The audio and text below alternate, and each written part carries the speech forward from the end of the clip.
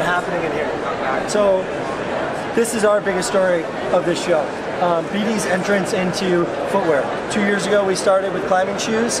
Now we're looking at 4 different models, 2 in the technical performance, which is going to be more of your conventional approach shoe, a lot lighter, and really great rubber.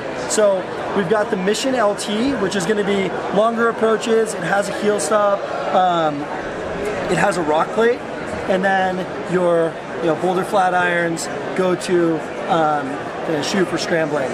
Reinforced upper, so you're going to be good putting your foot actually in a crack and really putting abrasive force against the upper. Those are our 2 performance styles, and then we have 2 lifestyle performance. This shoe didn't intend to exist; it was an accident. But we made our circuit. We want it to be a really easy, collapsible heel bouldering shoe, and for either the crag or the gym, where you can just slide it on in between routes.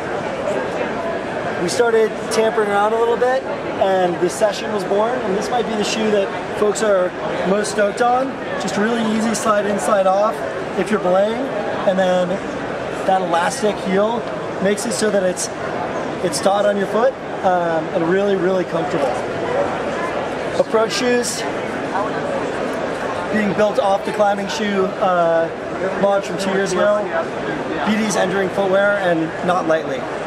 We want to expand that significantly to more, really anything that's going to be mountain use. So hiking oriented, trail running oriented. So really cool new category for BD. And so this Technician is going to be like your lightest weight. Yeah. So this doesn't have a rock plate, but there is more rubber on it. So I think the actual Technician's a little bit heavier than the Mission LT. So if you're walking down off, if you're walking down off Half Dome, you're gonna want something coming down, something with a more heel stop and a little bit more comfortable with that rock plate. Whereas the Technician's gonna be more you're just going up scrambling, slap. Yeah, gotcha. Cool. So climbing shoes, we have one new model, which is just the low volume version of the Shadow. So this line will get a big overwork next year, but as of now, we do our regular model and then the low volume model for folks with a lower volume foot. It's not necessarily gendered. In our helmets, we're doing a ton of overworking this year. Introducing the Vision. This helmet has 2 different types of foam. The top part of the foam is actually concealed under this plastic, is going to be more resistant to top impact. So similar to the quintessential orange helmet from Petzl, but a little bit sleeker. Trying to meet that same, it does meet the same collision standards. So these are UIM? So with the Vision, we also introduced a Vision MIPS. MIPS is a technology that we've seen extensively in biking and skiing. It's addressing the rotational impact. So that if your head hits on rotation, your head's not taking that rotation, the actual helmet does. So the MIPS does add a little bit of weight, does add a little bit of a price, but we wanted to have one model. Mammut released a MIPS helmet last year. Wanted to have one model on the market with that MIPS technology. And then we've got new colorways, and that's always exciting. Adding new colorways to the Vector across the line. So a lot going on with helmets. We're really stoked on how everything came out on the helmet front. Yeah, I like that. Of the show for us, the Z4.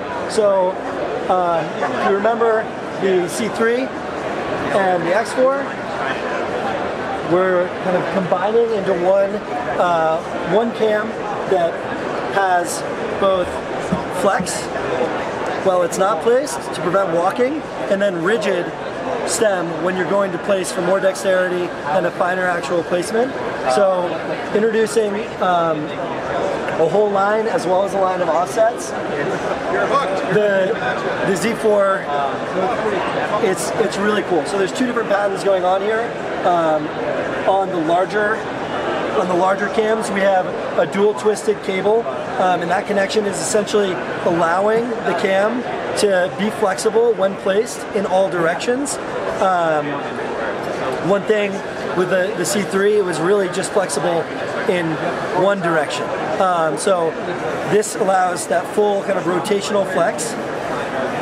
The actual, the lobes are connected to this piece, so when it's flexed, this piece pretty much is what's providing that rigidity, and then when it's not actually being placed, then you have the full flex. So this is definitely our most anticipated product. We're really stoked on it. The C3s we're just selling through inventory. The X4s will be no longer in production, and this cam is your most versatile cam we've produced, we think, that's out there at all for BD. We haven't put marketing dollars behind a carabiner or done an entire carabiner overhaul ever. So what you have is we've touched and reworked every carabiner in our line, introducing entirely new carabiners, the mini wire. How about those? The hot pink stands out on the rock, really nice. And the same goes for our quick draws. They hang really, really nicely on the wall. The carabiner line in full overwork. You can get a little bit more info from KP as well, but mostly working with hot forged process instead of cold forged. Okay. Yeah. Get a little bit lighter weight that way. Yeah.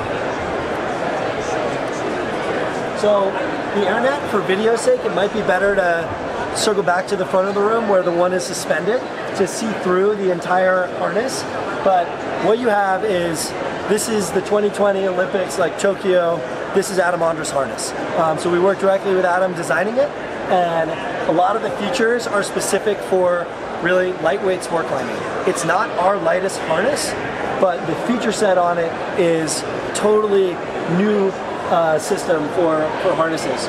We're using, as you can see here, almost like this fishnet webbing. So it's a really breathable harness. If you actually hold it up to your mouth, you can breathe through it. So we're hearing like, all right, harness is too stiff, not really breathable. It's incredibly breathable, and it's really, really comfortable. This harness, different level of comfort. You've got both Dynex loops, gear loops, as well as reinforced, and then our Infinity belay loop. The Infinity belay loop, preventing any type of actual shift if you're dogging on a route. What we have is essentially takes the sleeve, like say like a sleeve of a shirt, wrapping a bunch of really high strength floss around it, and then folding it over on itself. So there isn't any stitching, lateral stitching. So the harness has to be out 6 months before the games. So this launches January 1, and we're through the roof on the feedback we've had so far.